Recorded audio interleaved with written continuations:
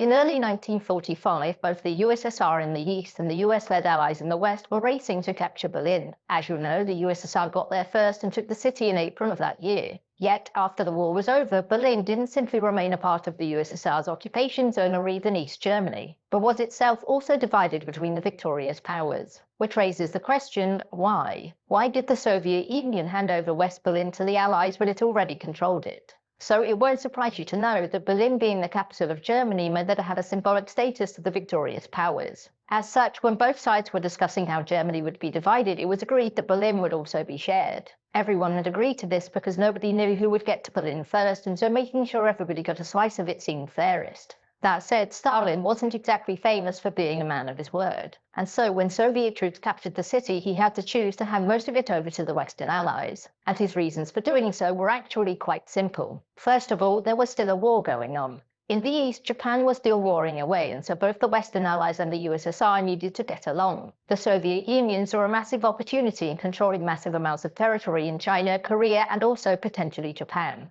And thus, alienating Washington, London, and Paris wasn't going to make the post-war recognition of any changes easier. As such, Stalin honored his previous agreements because handing over a chunk of the city in return for a chunk of the continent seemed like a good trade. Secondly, Stalin believed that the division of Berlin was only a temporary measure. The Allies were simply doing so to show unity, and it was an inevitability that cooler heads would prevail and Berlin would be reunited. The plan was never to divide Germany up permanently, and Stalin had hoped that a reunited Germany would soon become communist, and by extension under his control. As such, handing over West Berlin wasn't seen as a concession but as a goodwill gesture to the Soviet Union's partners. Furthermore, given that West Berlin was well within the USSR's occupation zone, Stalin knew that he could simply starve the Western powers out with the stroke of a pen. When it became clear that Germany's division was going to become permanent and that the West was going to incorporate their Germany into an anti-Soviet bloc, he closed the west of the city off. And the US knew that without having the ability to bring in food, they'd have to leave. Or at least they would have had Stalin not made one tactical blunder.